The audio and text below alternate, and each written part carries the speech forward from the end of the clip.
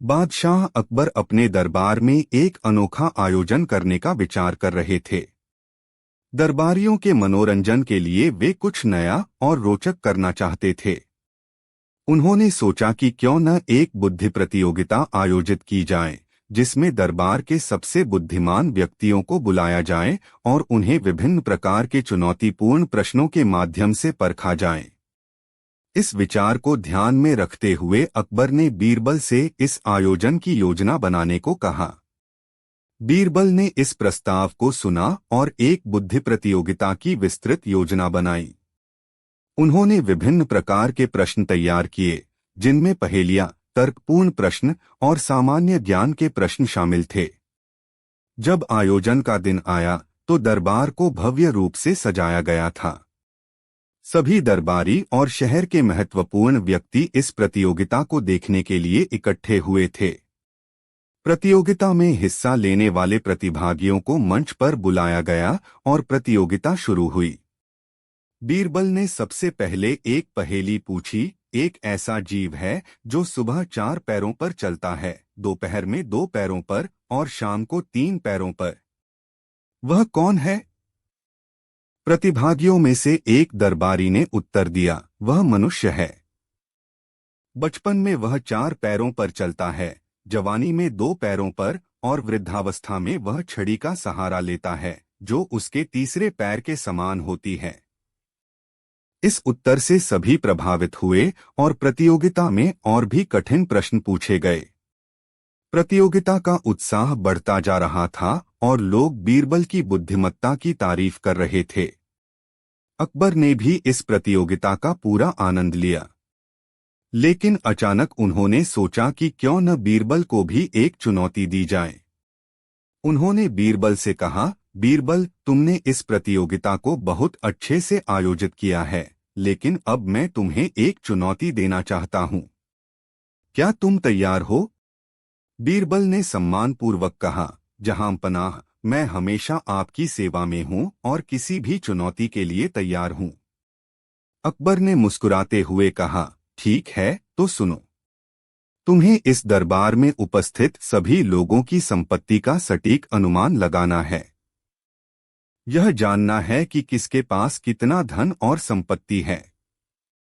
तुम्हें यह काम 1 हफ्ते के भीतर पूरा करना होगा। बीरबल ने इस चुनौती को स्वीकार किया और काम पर लग गए। अगले कुछ दिनों में उन्होंने विभिन्न स्रोतों से जानकारी इकट्ठी की, दरबारियों से बातचीत की और उनकी संपत्ति का सटीक अनुमान लगाया। 1 हफ्ते के बाद बीरबल ने अकबर के सामने अपनी रिपोर्ट प्रस्तुत की। अकबर ने देखा कि बीरबल ने बेहद सटीक और विस्तृत जानकारी प्रस्तुत की थी। हर दरबारी की संपत्ति का सही विवरण उसमें शामिल था। अकबर ने आश्चर्यचकित होते हुए कहा, बीरबल, तुमने यह काम कैसे किया? यह तो बहुत कठिन था। बीरबल ने विनम्रता से उत्तर दिया, जहां पनाह, मैंने लोगों से बातचीत की, उनकी जीवन शैली का निरीक्षण किया और उनके व्यवहार से अनुमान लगाया कि उनके पास कितनी संपत्ति हो सकती है। इसके अलावा मैंने कुछ विश्वासपात्र स्रोतों से भी जानकारी प्राप्त की। अकबर ने बीरबल की प्रशंसा की और कहा, तुम्हारी बुद्धिमत्ता का कोई मुकाबला नहीं। तुमने यह साबित कर दिया है कि कोई भी चुनौती तुम्हारे लिए मुश्किल नहीं है। इसके बाद अकबर ने बीरबल को एक और चुनौती दी। उन्होंने कहा, बीरबल, अब मैं चाहता हूं कि तुम इस दरबार में किसी भी व्यक्ति को बिना बोले यह बताओ कि उसके मन में क्या चल रहा है। बीरबल ने इस चुनौती को भी स्वीकार किया। उन्होंने दरबार में उपस्थित एक व्यक्ति को चुना और उसके पास जाकर उसकी आंखों में देखा। कुछ पल बाद बीरबल ने कहा, जहां पनाह, यह व्यक्ति अपने बेटे की चिंता में है। उसका बेटा बीमार है और वह उसे लेकर बहुत चिंतित है। वह व्यक्ति हैरान रह गया और कहा, बीरबल, तुमने बिल्कुल सही कहा। मैं वास्तव में अपने बेटे की चिंता में हूं। वह कई दिनों से बीमार है और मुझे उसकी बहुत चिंता है। अकबर ने बीरबल की बुद्धिमत्ता की तारीफ करते हुए कहा, तुम्हारी प्रतिभा अतुलनीय है, बीरबल। तुमने यह साबित कर दिया है कि तुम न केवल बुद्धिमान हो बल्कि लोगों की भावनाओं को भी समझ सकते हो। बीरबल ने विनम्रता से कहा, जहांपनाह, यह सब आपकी कृपा और आशीर्वाद का फल है। मैं केवल अपना कर्तव्य निभा रहा हूं। इसके बाद अकबर ने एक और अनोखी चुनौती सोची। उन्होंने बीरबल से कहा, बीरबल, अब मैं चाहता हूं कि तुम ऐसी योजना बनाओ जिससे हमारे राज्य में व्यापार और अर्थव्यवस्था को नई ऊंचाइयां मिल सकें। हमें अपने व्यापारियों को प्रोत्साहित करना है और राज्य की संपन्नता को बढ़ाना है। बीरबल ने इस चुनौती को भी स्वीकार किया और कुछ दिनों के भीतर एक विस्तृत योजना तैयार की। उन्होंने राज्य के विभिन्न व्यापारियों से मुलाकात की, उनकी समस्याओं को सुना और उनके समाधान के लिए कुछ महत्वपूर्ण सुझाव दिए। बीरबल की योजना के अनुसार राज्य में व्यापारियों के लिए नए बाजारों का निर्माण किया गया, व्यापारियों को करों में छूट दी गई और व्यापार को सुगम बनाने के लिए नई नीतियां लागू की गईं। इसके अलावा उन्होंने व्यापारियों के लिए विशेष प्रशिक्षण कार्यक्रमों का आयोजन भी किया ताकि वे नए नए व्यापारिक कौशल सीख सकें और अपने व्यापार को बढ़ा सकें। अकबर ने बीरबल की योजना को मंजूरी दी और उसे तुरंत लागू करने का आदेश दिया। कुछ ही महीनों में राज्य में व्यापार और अर्थव्यवस्था में उल्लेखनीय सुधार हुआ। व्यापारियों ने अपनी आय बढ़ाई और राज्य की संपन्नता में भी वृद्धि हुई। अकबर ने बीरबल की प्रशंसा करते हुए कहा, बीरबल, तुमने एक बार फिर साबित कर दिया है कि तुम्हारी बुद्धिमत्ता और चतुराई से कोई भी समस्या हल हो सकती है। तुम्हारे प्रयासों से हमारे राज्य में समृद्धि और खुशहाली आई है। बीरबल ने विनम्रता से उत्तर दिया, जहांपनाह, यह सब आपकी नेतृत्व की ताकत और आपके समर्थन का परिणाम है। मैं केवल आपका सेवक हूं और आपके आदेशों का पालन कर रहा हूं। इस प्रकार बीरबल की चतुराई और बुद्धिमत्ता ने न केवल अकबर की चुनौती को सफलतापूर्वक पूरा किया बल्कि राज्य की समृद्धि और खुशहाली में भी महत्वपूर्ण योगदान दिया। अकबर और बीरबल की जोड़ी ने एक बार फिर साबित कर दिया कि जब बुद्धिमत्ता और नेतृत्व साथ मिल जाएं, तो कोई भी चुनौती मुश्किल नहीं होती। इस कहानी के अंत में अकबर ने दरबार में घोषणा की, हमारे राज्य की समृद्धि और खुशहाली के लिए बीरबल का योगदान अतुलनीय है। मैं बीरबल को अपनी ओर से विशेष सम्मान और पुरस्कार देना चाहता हूं। दरबार में सभी दरबारी और लोग बीरबल की तारीफ करने लगे और उनके सम्मान में तालियां बजाईं। बीरबल ने इस सम्मान को विनम्रता से स्वीकार किया और कहा, यह सब आपके आशीर्वाद और समर्थन का परिणाम है, जहांपनाह। मैं हमेशा आपके सेवा में तत्पर रहूंगा। इस प्रकार अकबर और बीरबल की जोड़ी ने एक बार फिर साबित कर दिया कि जब एक राजा और उसके मंत्री के बीच समझ और सहयोग हो तो कोई भी चुनौती असंभव नहीं होती और राज्य की समृद्धि सुनिश्चित होती है। एक दिन अकबर ने बीरबल को बुलाकर अपनी परेशानी बताई। बीरबल ने उनकी बातें ध्यान से सुनी और फिर कुछ सोचते हुए बोले, जहांपनाह, आपके राज में लोग असंतुष्ट हैं क्योंकि वे अपनी समस्याओं का समाधान नहीं पा रहे हैं। हमें उनकी समस्याओं को सुनने और उन्हें हल करने की दिशा में कदम उठाना होगा। अकबर ने बीरबल से पूछा, तो तुम्हारे पास क्या योजना है? बीरबल ने मुस्कुराते हुए कहा, जहांपनाह, हमें लोगों से सीधे संवाद करना होगा। मैं सुझाव देता हूं कि आप हर दिन 1 घंटे के लिए दरबार में जनता के लिए खुले रहें। लोग अपनी समस्याओं को सीधे आपके सामने रख सकेंगे और आप उन्हें तुरंत समाधान देंगे। इससे आपकी जनता में विश्वास बढ़ेगा और असंतोष कम होगा। अकबर को यह योजना बहुत पसंद आई और उन्होंने तुरंत इसे लागू करने का आदेश दिया। अगले दिन से ही बादशाह अकबर हर दिन 1 घंटे के लिए दरबार में जनता के सामने आने लगे। लोग अपनी समस्याओं को लेकर आने लगे और अकबर उन्हें ध्यान से सुनकर तुरंत समाधान देने लगे। धीरे धीरे लोगों का विश्वास अकबर पर बढ़ने लगा और उनका असंतोष कम होने लगा। परंतु बीरबल की योजना यहीं तक सीमित नहीं थी। उन्होंने एक और चतुराई भरी योजना बनाई। उन्होंने अकबर से कहा, जहां पनाह, हमें यह सुनिश्चित करना होगा कि जनता की समस्याओं का समाधान स्थायी हो। इसके लिए हमें उनके बीच में जाकर उनकी समस्याओं को समझना होगा। अकबर ने पूछा, तो तुम्हारा क्या सुझाव है बीरबल? बीरबल ने उत्तर दिया, जहां पनाह, मैं और आप वेश बदलकर दिल्ली के विभिन्न हिस्सों में जाकर जनता की समस्याओं को जानेंगे। इससे हमें वास्तविक स्थिति का पता चलेगा और हम उनके लिए बेहतर समाधान निकाल सकेंगे। अकबर को यह विचार बहुत पसंद आया। उन्होंने और बीरबल ने साधारण वेश धारण किया और रात में गुप्त रूप से दिल्ली के विभिन्न इलाकों में जाने लगे।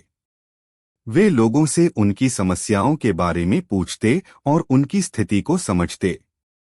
इस तरह उन्होंने कई समस्याओं की जड़ तक पहुंचने में सफलता पाई। एक रात जब वे एक गरीब बस्ती में गए तो उन्होंने देखा कि लोग पानी की कमी से बहुत परेशान थे। बस्ती के लोग दूर दूर से पानी लाने को मजबूर थे। अकबर और बीरबल ने तुरंत इस समस्या को हल करने का निश्चय किया। अगले दिन अकबर ने दरबार में इस विषय को उठाया और तुरंत ही उस बस्ती में एक नए कुएं की खुदाई का आदेश दिया। कुछ ही दिनों में बस्ती में पानी की समस्या हल हो गई और लोग अकबर के प्रति और भी अधिक कृतज्ञ हो गए।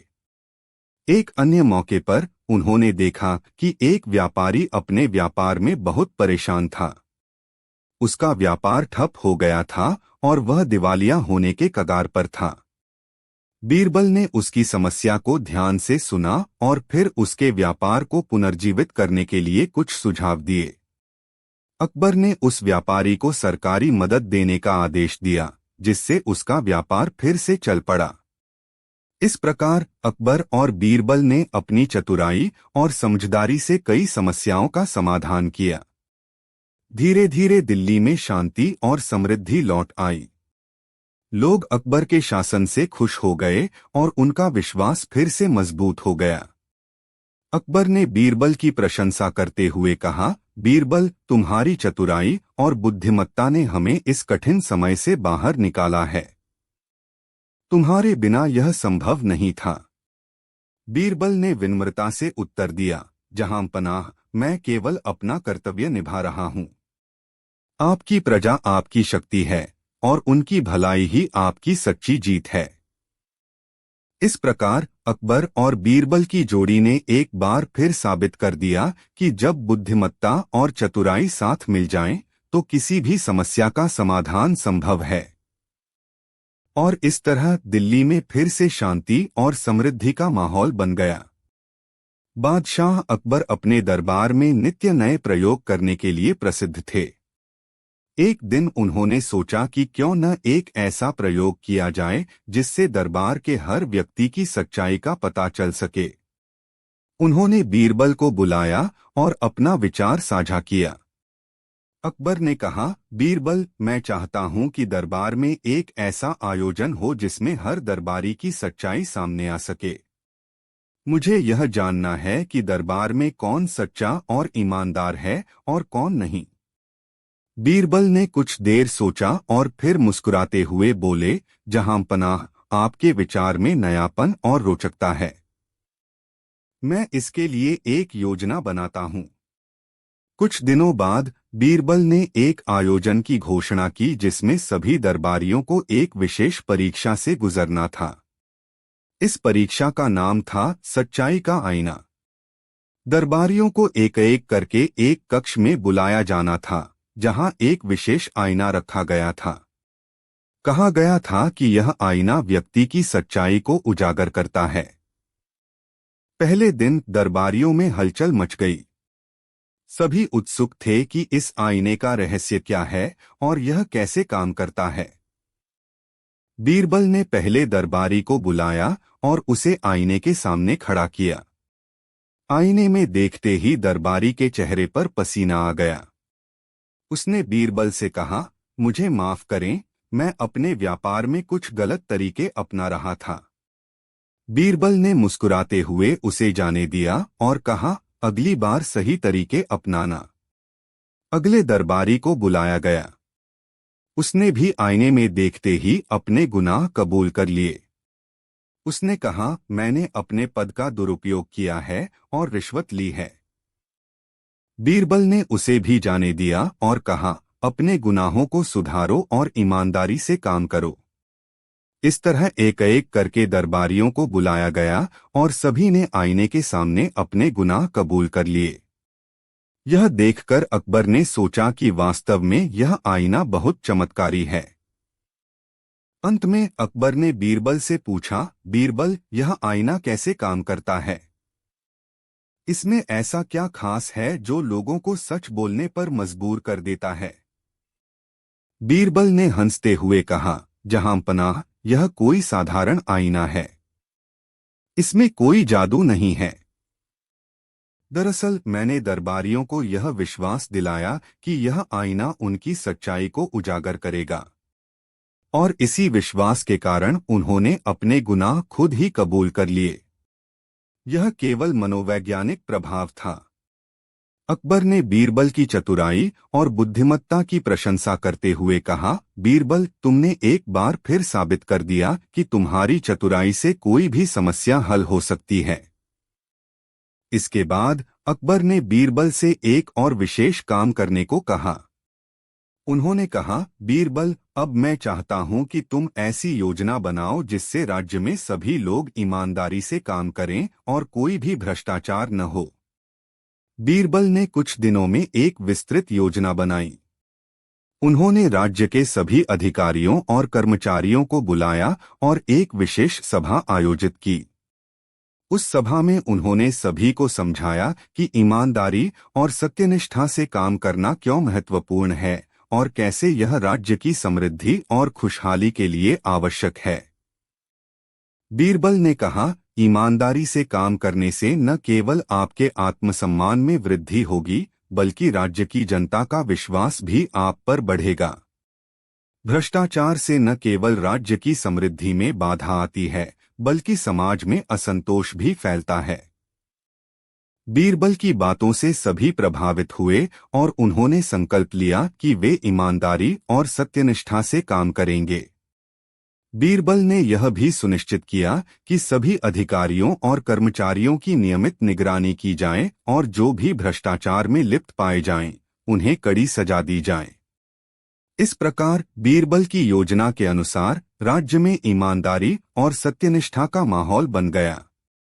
लोग अपने काम को निष्ठा और ईमानदारी से करने लगे और राज्य की समृद्धि में वृद्धि होने लगी।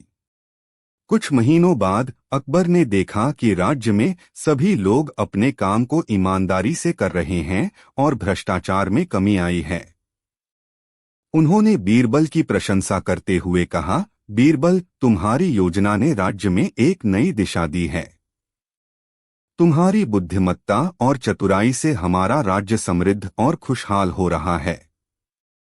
बीरबल ने विनम्रता से उत्तर दिया, जहांपनाह, यह सब आपकी कृपा और नेतृत्व का परिणाम है। मैं केवल आपका सेवक हूं और आपके आदेशों का पालन कर रहा हूं। इस प्रकार अकबर और बीरबल की जोड़ी ने एक बार फिर साबित कर दिया कि जब बुद्धिमत्ता और नेतृत्व साथ मिल जाएं, तो कोई भी समस्या मुश्किल नहीं होती और राज्य की समृद्धि सुनिश्चित होती है।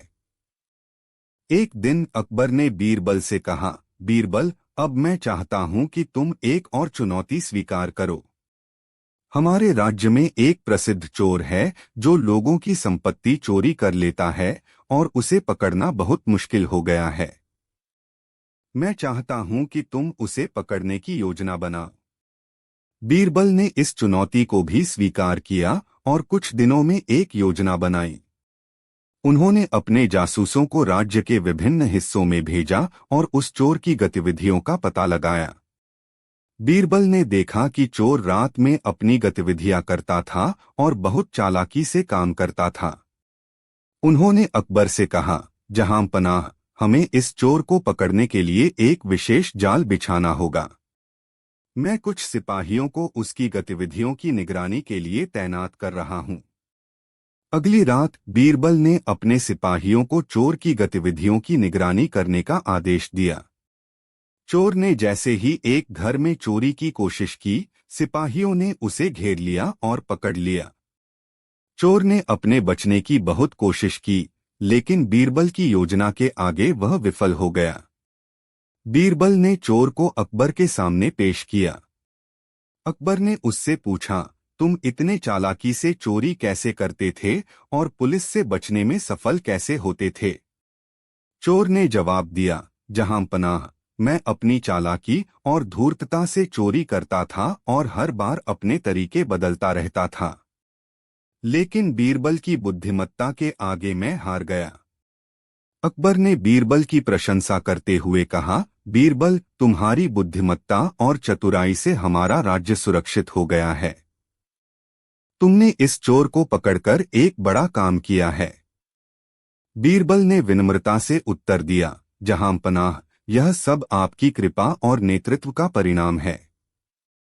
मैं केवल आपका सेवक हूं और आपके आदेशों का पालन कर रहा हूं।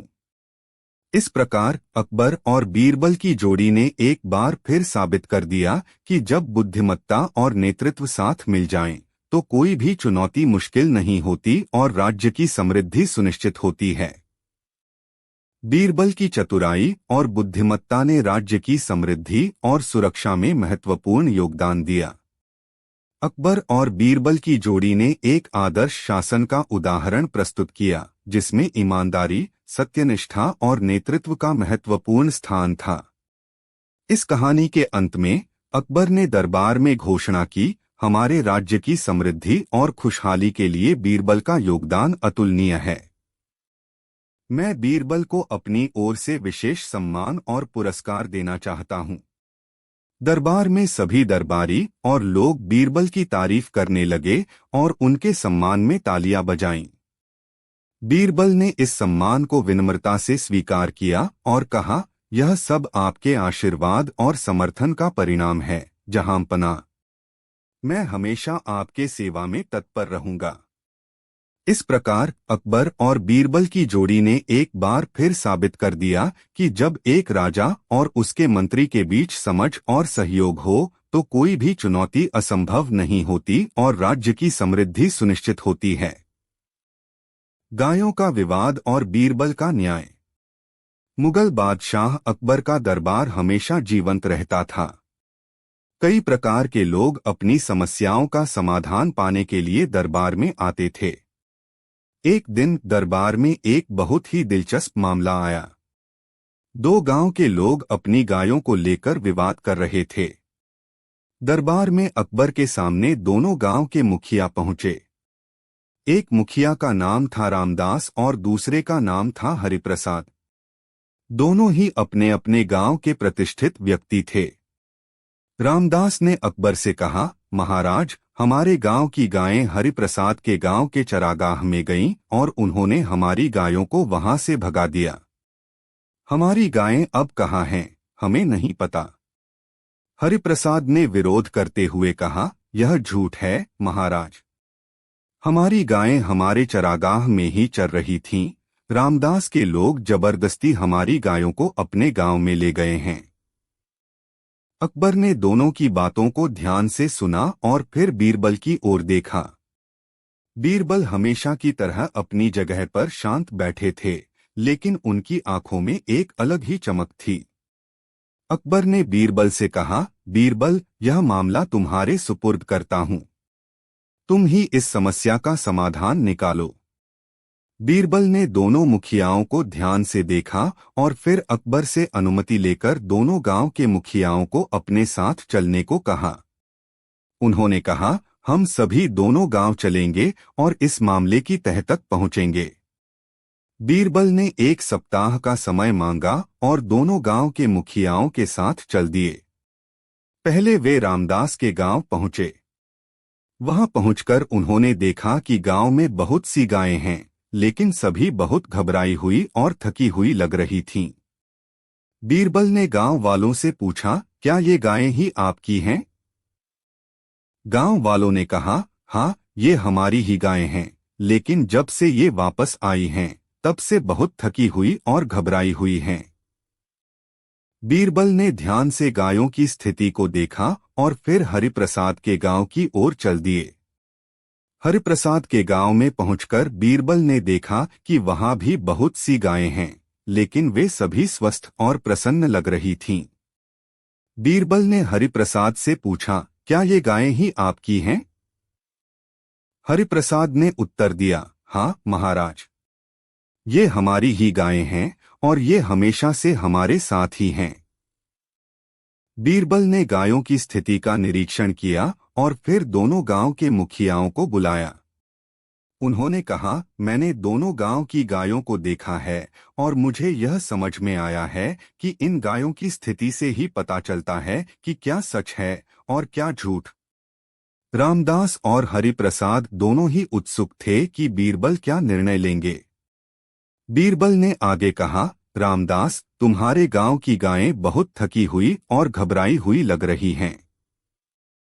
इसका मतलब है कि वे हाल ही में कहीं से भागकर आई हैं।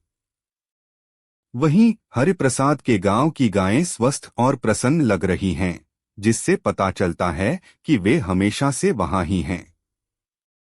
फिर बीरबल ने अपने साथ आए सैनिकों को इशारा किया और कहा, हम इन गायों को अब गिनेंगे और देखेंगे कि किस गांव में कितनी गायें हैं। इससे हमें और भी स्पष्टता मिलेगी। सैनिकों ने दोनों गांव की गायों की गिनती की और पाया कि रामदास के गांव में जो गायें आई थीं, उनमें से कुछ गायें हरिप्रसाद के गांव की गायों से मेल खाती थीं। बीरबल ने गिनती के बाद कहा, यह स्पष्ट है कि रामदास के गांव की कुछ गायें हरिप्रसाद के गांव से हैं। अब हमें यह देखना होगा कि यह सब कैसे हुआ।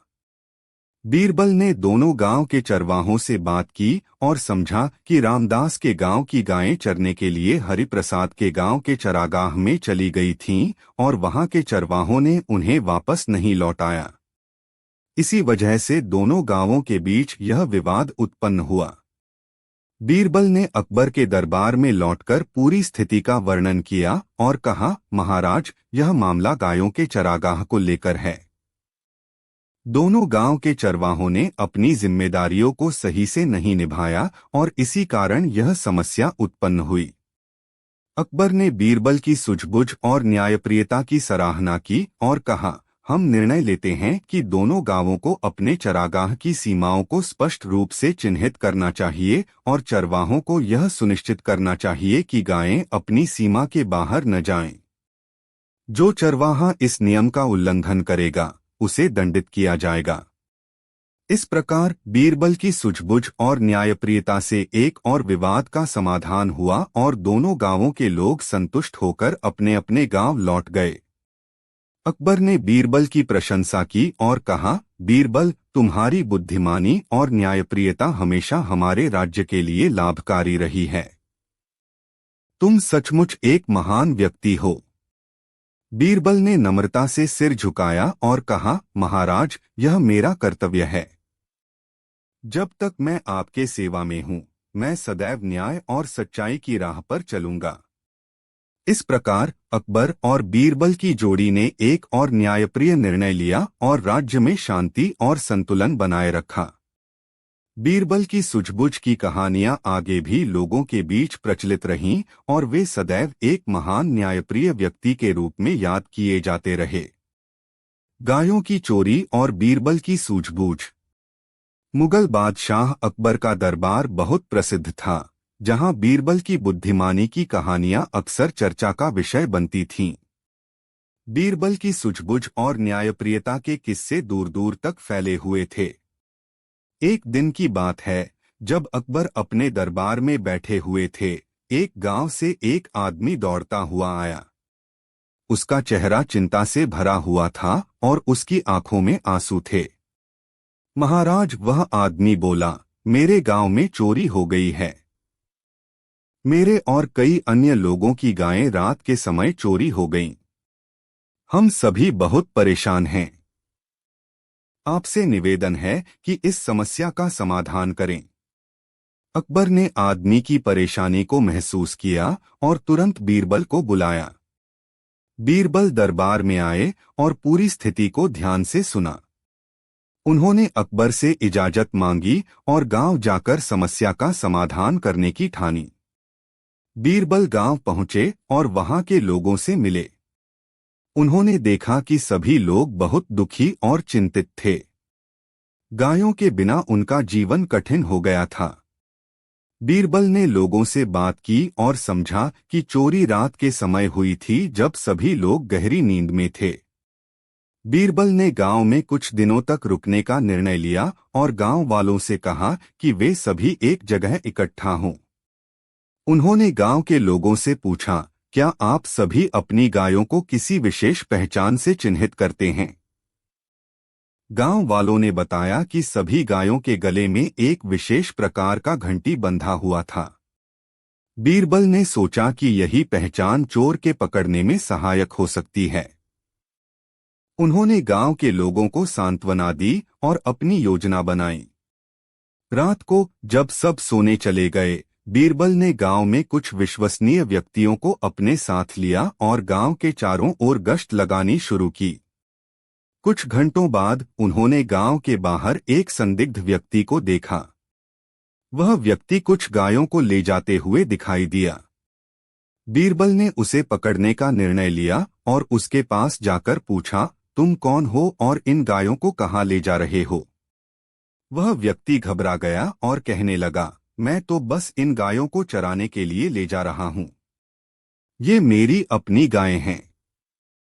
बीरबल ने उसकी बात पर विश्वास नहीं किया और कहा, अगर ये तुम्हारी गायें हैं तो हमें दिखाओ कि इन गायों के गले में घंटी है या नहीं।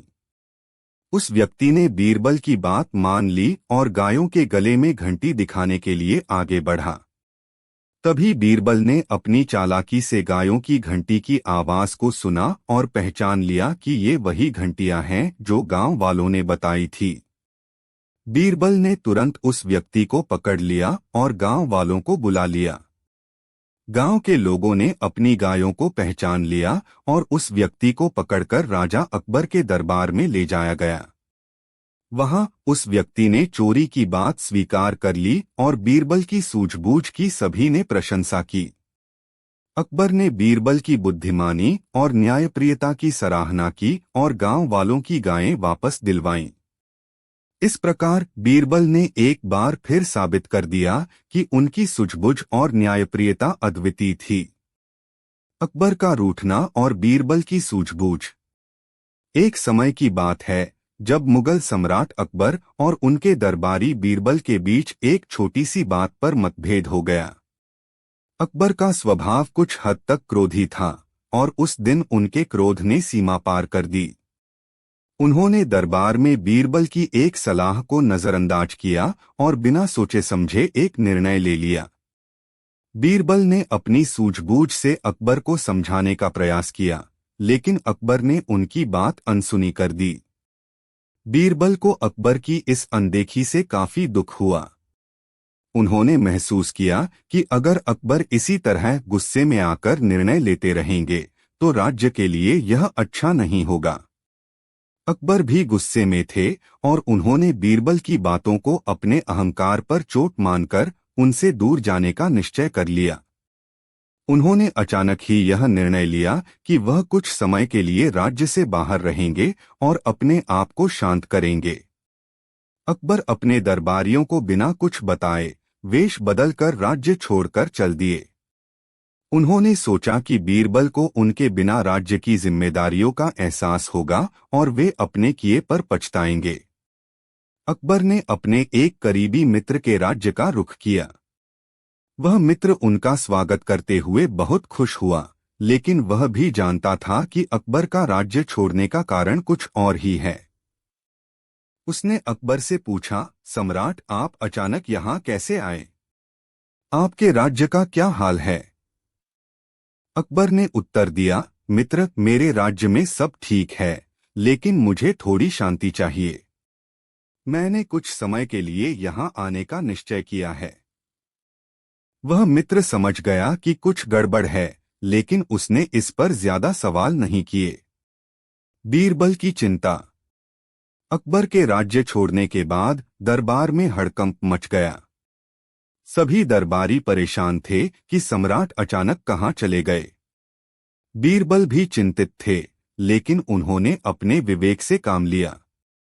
उन्होंने सोचा कि अकबर ने ऐसा कदम अपने गुस्से के कारण उठाया होगा और अब उनका फर्ज है कि वह उन्हें वापस लाएं। बीरबल ने दरबारियों से कहा, हमारे सम्राट को ढूंढना होगा। हमें सोच समझकर काम करना होगा।